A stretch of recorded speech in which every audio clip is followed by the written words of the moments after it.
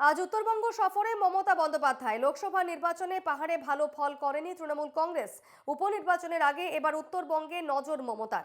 আজ কলকাতা থেকে বাগডোগরা উড়ে যাবেন মুখ্যমন্ত্রী মমতা বন্দ্যোপাধ্যায় এবং সেখান থেকে সরাসরি তিনি পৌঁছে যাবেন দার্জিলিংয়ে। আগামী 13ই নভেম্বর দার্জিলিংয়ের মেলে সরস মেলার উদ্বোধন করার কথা রয়েছে তার।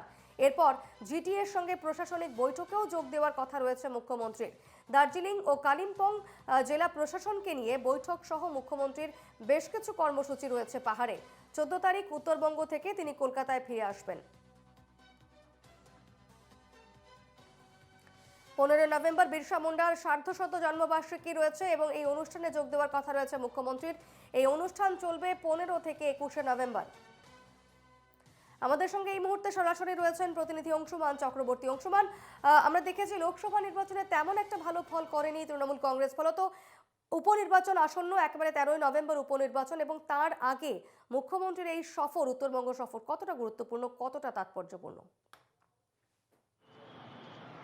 দেখো, এই যে উপনির্বাচনের আগে মুখ্যমন্ত্রী চলে আসছেন, এসে উত্তরবঙ্গে তো থাকবেন, সেটা নিশ্চয়ই একটি গুরুত্বপূর্ণ।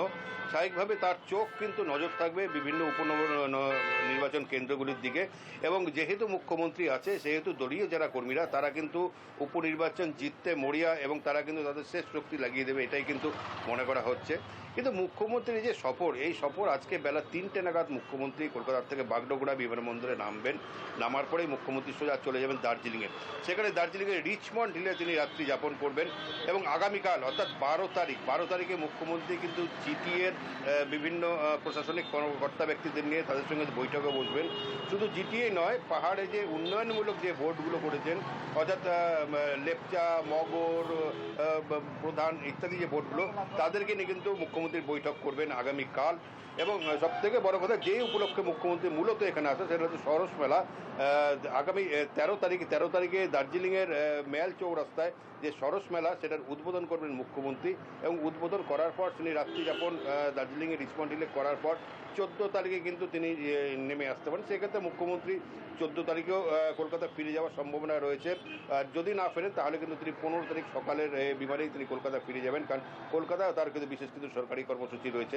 তবে এই যে উত্তরবঙ্গ সফর, মুখ্যমন্ত্রীর উত্তরবঙ্গ সফর, এবং পাহাড়ে প্রায় 1 বছর বাদে এসছেন। যে গত বছর ডিসেম্বর মাসে তিনি কিন্তু পারিবারিক অনুষ্ঠানে কার্শিয়াঙে যোগ দিয়েছিলেন, সে সময় কার্শিয়াঙে একটা প্রশাসনিক সভাও করেছিলেন। তারপরে কিন্তু মুখ্যমন্ত্রী আসেননি, কারণ পাহাড়ে যে ভোটের বিভিন্ন ফলাফল, সেখানে কিন্তু আশানুরূপ ফল করতে পারেননি তৃণমূল কংগ্রেস। সেই কারণে মুখ্যমন্ত্রী হয়তো আসেননি। কিন্তু এইবার কিন্তু তিনি আসছেন, সামনেই যেহেতু 2026-এ নির্বাচন, ঠিক তার আগে পাহাড়ে কিভাবে কি হয় সেটা কিন্তু সমস্ত কিছু দেখে পর্যালোচনা করে বিভিন্ন সবার সঙ্গে বসে সেদিকে কিন্তু মুখ্যমন্ত্রী থাকবেন। আর যেহেতু উত্তরবঙ্গে উপনির্বাচন আছে, উপনির্বাচনের আগে মুখ্যমন্ত্রীর এই সফর যথেষ্ট তাৎপর্যপূর্ণ বলে মনে করছে বিভিন্ন রাজনৈতিক মহল। বেশ, ধন্যবাদ অংশুমান।